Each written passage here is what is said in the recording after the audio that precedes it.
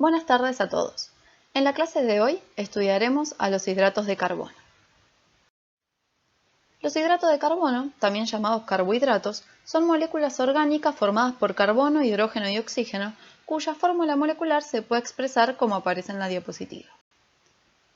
Según la cantidad de unidades en las que están compuestos, se pueden clasificar en monosacáridos, disacáridos, oligosacáridos y polisacáridos. Los monosacáridos son aquellos que poseen una única unidad.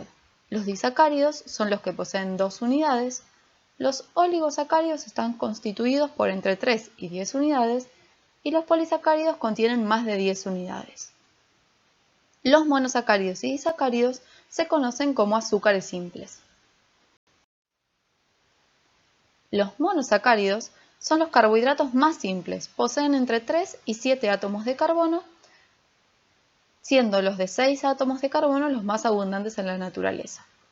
Por cada átomo de carbono está asociada una molécula de agua. Entonces la fórmula carbono 6, agua 6 representa a los monosacáridos que poseen 6 carbonos. Los monosacáridos se pueden clasificar según la cantidad de átomos de carbono en triosas, tetrosas, pentosas, hexosas y heptosas. Las hexosas son las más comunes en alimentos. A su vez, se pueden clasificar según el grupo funcional que poseen en aldosas y cetosas. Las aldosas tienen un grupo aldehído en uno de los carbonos terminales y todos los demás carbonos están unidos a un grupo alcohol. El ejemplo más común de aldosa es la glucosa. Las cetosas tienen un grupo cetona en el segundo carbono, mientras que los otros carbonos están unidos a un grupo alcohol. El ejemplo más común de cetosa es la fructosa. Estos dos azúcares son isómeros de función. Esta pequeña diferencia química les otorga diferentes propiedades. Por ejemplo, la fructosa es más dulce y absorbe agua con mayor facilidad que la glucosa. Además, como pueden observar, los monosacáridos presentan carbonos quirales en su estructura, y debido a ello pueden presentar isómeros ópticos. Esto permite clasificarlos en monómeros de la serie D o L, según la posición que toma el grupo alcohol del último carbono quiral más alejado del carbono funcional. Los monosacáridos encontrados en la naturaleza son de la serie D y se representan con el grupo alcohol del último carbono quiral hacia la derecha. En esta figura se presentan las proyecciones de Fischer de las aldosas de la serie D, con entre 3 y 6 átomos de carbono.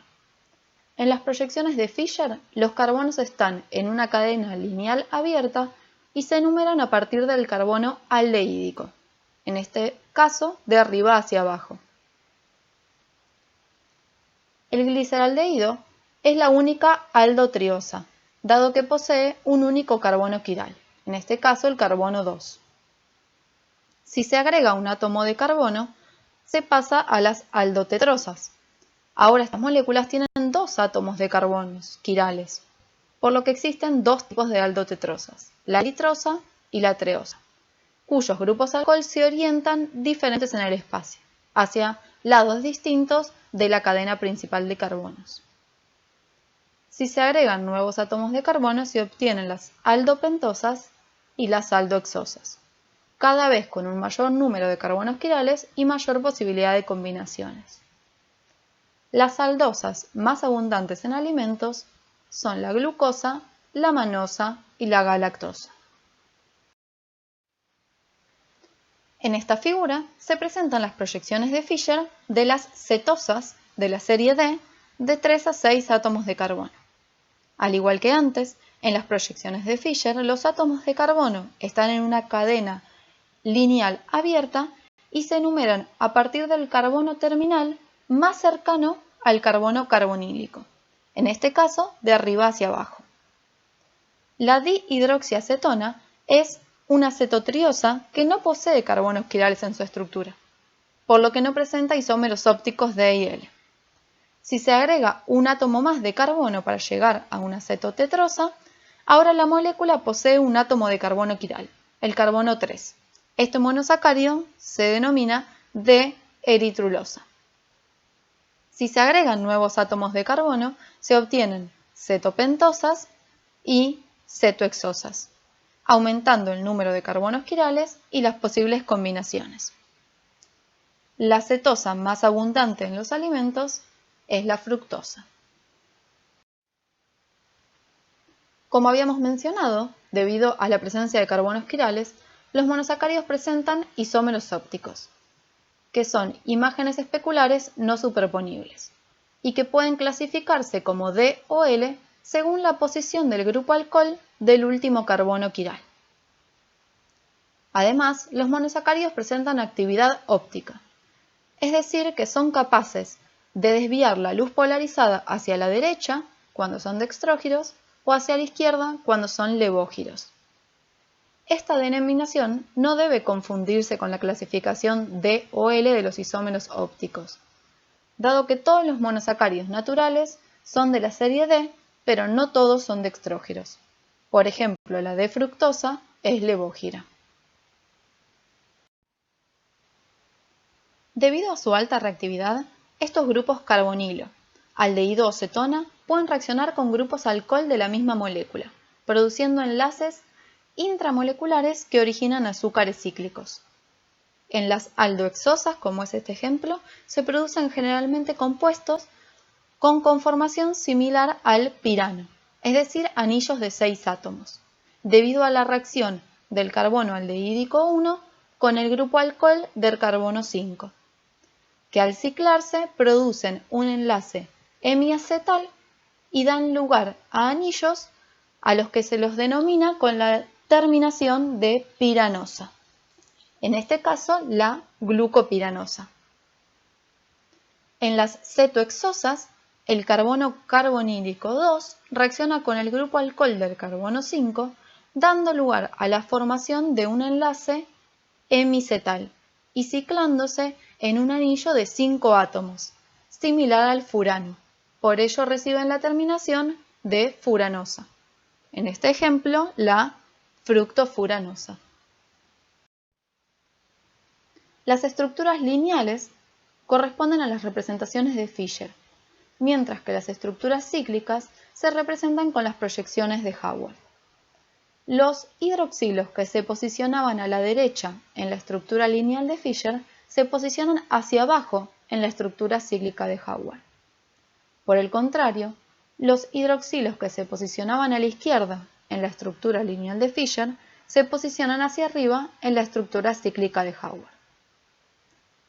Además, es importante notar que cuando se forma el enlace hemiacetal o hemicetal, el grupo carbonílico, aldehído o cetona, se transforma en un grupo alcohol, que puede quedar posicionado hacia arriba o hacia abajo del plano de los carbonos, dando lugar a dos posibles anúmeros, llamados alfa cuando el grupo alcohol queda hacia abajo o beta cuando el grupo alcohol queda hacia arriba.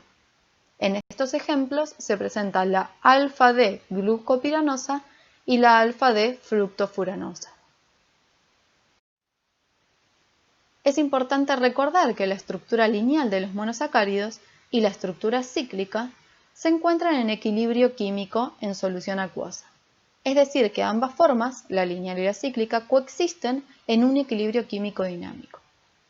Además, si bien las representaciones de Howard son muy útiles, no son enteramente correctas, dado que los átomos integrantes del anillo no se ubican realmente en un plano, sino que tienden a adoptar conformaciones de menor energía más estables termodinámicamente.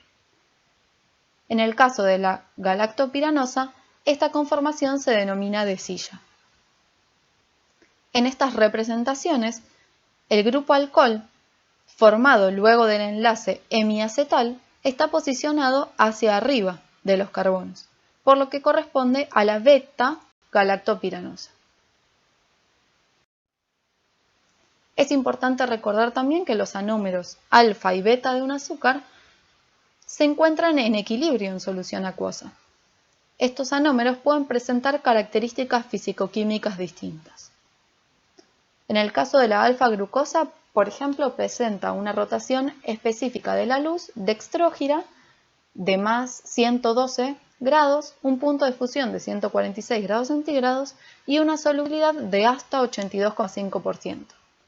Mientras que la beta-glucosa presenta una rotación específica dextrógira de solo 18,7 grados, un punto de fusión de 150 grados centígrados y una solubilidad incrementada de hasta 178%. Los monosacáridos presentan entonces grupos aldehído o cetona y varios grupos alcohol, que pueden sufrir distintos tipos de reacciones, dando lugar a derivados con propiedades importantes en los alimentos. Les recomendamos leer del apunte y del libro las condiciones en las que ocurren estas reacciones y los productos que se obtienen. Los disacáridos surgen de la unión de dos monosacáridos, reacción en la que se libera una molécula de agua. Por ello, la fórmula general de los disacáridos podría representarse como N-carbonos con N-1 moléculas de agua. Los monosacáridos que reaccionan pueden ser iguales entre sí, como en este ejemplo, o distintos, y pueden formar distintos tipos de enlaces glicosídicos según quienes reaccionan. Si se unen a través de un enlace glicosídico, donde reaccionan el grupo carbonílico de un monosacárido con el grupo alcohol del segundo monosacárido, el enlace glicosídico que se forma es un enlace hemiacetal. Sin embargo, también pueden establecerse enlaces glicosídicos entre los carbonos carbonílicos de los dos monosacáridos, dando lugar a un enlace acetal. El tipo de unión que se establece se denomina considerando los carbonos que reaccionan de cada monosacárido y el tipo de anómero del monosacárido que reacciona con su grupo carbonílico. En el ejemplo de arriba, reacciona el carbono carbonílico 1 de una alfa-glucosa con el grupo alcohol del carbono 4 de la siguiente glucosa, por lo que la unión se denomina alfa-1,4. En el segundo caso, reacciona el carbono carbonílico 1 de la alfa-glucosa con el carbono carbonílico 2 de la beta-fructosa. Por ello, el enlace se denomina alfa-1-beta-2. Además, si el carbono carbonílico de alguno de los monosacáridos no está comprometido en la formación del enlace glicosídico, como es el caso del ejemplo de arriba, quedará un extremo reductor libre, que puede dar lugar a la formación de anómeros alfa o beta. Recordemos que un grupo reductor es aquel que puede oxidarse reduciendo a otra sustancia. En este caso estamos hablando entonces de la alfa-maltosa, debido a que el grupo alcohol se posiciona hacia abajo de los anillos. Al igual que los monosacáridos, los disacáridos que presentan un extremo reductor libre son azúcares reductores. Aquellos disacáridos que no presentan carbonos carbonílicos libres, como en la sacarosa, son azúcares no reductores. Como mencionamos, los disacáridos pueden surgir de la unión de monosacáridos iguales o diferentes entre sí, y pueden tener distintos tipos de enlace, presentando o no poder reductor. Los disacáridos más abundantes en los alimentos incluyen a la lactosa, que es el azúcar de la leche, y está formada por la unión del carbono 1 de la beta-galactosa y el carbono 4 de la glucosa, en un enlace beta-1,4. Como presenta un extremo carbonílico libre, es un azúcar reductor. La maltosa es el componente principal del jarabe de malta y se obtiene a partir de la cebada, que es la materia prima básica en la elaboración de cerveza. Está formada por dos moléculas de glucosa unidas por enlace alfa-1,4 y es un disacárido reductor. La celobiosa es un disacárido producto de la hidrólisis de la celulosa, que está formado por dos moléculas de glucosa unidas por enlace beta-1,4. También es un azúcar reductor. La sacarosa, a la cual llamaremos simplemente azúcar, se obtiene a partir de la caña de azúcar y de la remolacha azucarera. Como mencionamos, está formada por una molécula de glucosa y una de fructosa, unidas por un enlace alfa-1-beta-2. El enlace de la sacarosa hace que este sea un disacárido no reductor, porque ambos carbonos carbonílicos están implicados en el enlace. La isomaltosa se obtiene de la hidrólisis del almidón y del glucógeno y está formada por dos moléculas de glucosas unidas por enlace alfa-1,6 entre el carbono 1 de la alfa-glucosa y el carbono 6 de la otra glucosa. Este es un azúcar reductor. Los oligosacáridos se constituyen por la unión de entre 3 y 10 unidades de monosacáridos, que pueden ser iguales o distintos entre sí y tener los mismos tipos de enlaces o distintos tipos de enlaces, como veremos en estos ejemplos. En general, la fórmula molecular se puede representar como aparece en la diapositiva, donde X es la cantidad de enlaces que presenta el oligosacárido. En este caso, hay dos ejemplos de trisacáridos y cada uno de ellos presenta dos enlaces glicosídicos. En el primer ejemplo observamos a la maltotriosa, que puede ser producto de la hidrólisis del almidón, y es un oligosacárido formado por 3 moléculas de alfa-glucosa unidas por enlace alfa-1,4, que presentan un extremo carbonílico libre, por lo que es un trisacárido reductor. Por otro lado, la rafinosa es un oligosacárido común en las legumbres y cereales, que está formado por galactosa, glucosa y fructosa, con el enlace alfa-1,6 entre la galactosa y la glucosa y enlace alfa-1-beta-2 entre la glucosa y la fructosa. Este oligosacárido no posee extremos reductores libres, por lo que es no reductor. Un tipo muy particular de oligosacáridos son las ciclodextrinas. Los invitamos a que lean sobre ellas en el apunte. Finalmente, los polisacáridos son polímeros que están formados por más de 10 unidades de monosacáridos, iguales o distintos entre sí, unidos por enlaces glicosídicos que también pueden ser iguales o distintos entre sí. Y además estos polímeros pueden ser lineales o ramificados, habiendo una gran variedad de polisacáridos. Se pueden clasificar según su origen en vegetales como el almidón o la celulosa, en animales como el glucógeno o la quitina, en exudados de plantas como la goma arábiga, en los obtenidos de semillas como los galactomananos, en los exudados de algas marinas como el ágaro o los carragenes, y en los de origen microbiano como la goma santam. Además, se pueden clasificar según su función biológica en estructurales como la celulosa, las pectinas, o de reserva energética como el almidón y el glucógeno. Estudiaremos la estructura y función de la mayoría de estos polisacáridos a lo largo de la asignatura, sobre todo en el tema Sistemas Dispersos 1. Además, estudiaremos particularmente el almidón y los productos que se obtienen de su hidrólisis. En el campus encontrarán el apunte y una presentación con información relacionada. Analicemos ahora las propiedades funcionales. Los monodisacáridos, que en conjunto llamamos azúcares simples, son componentes fundamentales en los alimentos, cuya función principal es aportar sabor dulce, como por ejemplo los azúcares en un budín. Además, como su molécula contiene gran cantidad de grupos alcohol, pueden formar puente de hidrógeno con el agua, teniendo elevada solubilidad y gran afinidad para absorber y retener el agua, por lo que pueden aumentar la viscosidad cuando se encuentran en elevada concentración, como son los azúcares en una miel. También tienen la capacidad de cristalizar o formar estructuras amorfas que influyen en la textura de los alimentos cuando se encuentran solos, como es el caso del azúcar adicionado en el exterior de la gomita, que se encuentra en estado cristalino, mientras que en el interior de la gomita tenemos azúcar en estado amorfo. Cuando los azúcares se combinan, la presencia de un azúcar con otro puede inhibir la cristalización, como ocurre en las mermeladas y en las mieles. Además, los azúcares intervienen en las reacciones de perdimiento no enzimático que generan colores y sabores durante la cocción y el procesamiento de los alimentos, como es en el caso del dulce de leche. Por otro lado, como vimos en la clase de agua, las altas concentraciones de estos azúcares pueden disminuir la actividad de agua, aumentando la estabilidad microbiológica.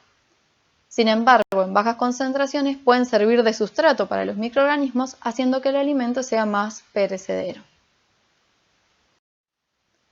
Por otro lado, los polisacáridos presentan propiedades funcionales como espesantes, aumentando la viscosidad del alimento en el que se encuentran, como en la mayonesa o en algunos productos lácteos como el postrecito o el yogur, como gelificantes, formando estructuras tridimensionales donde queda retenida la fase acuosa, que aportan texturas particulares, como es en el caso de las mermeladas y los flanes, o como estabilizantes, manteniendo estables las dispersiones uniformes de dos o más sustancias inmiscibles entre sí, dentro del alimento, como es en el caso de los jugos o la leche chocolatada, que son dispersiones, o en el helado, que es un producto congelado. Todas estas propiedades de los hidratos de carbono las iremos estudiando en los siguientes temas de la asignatura, como es en sistema dispersos, en aroma, sabor y color, y en estado cristalino y amorfo.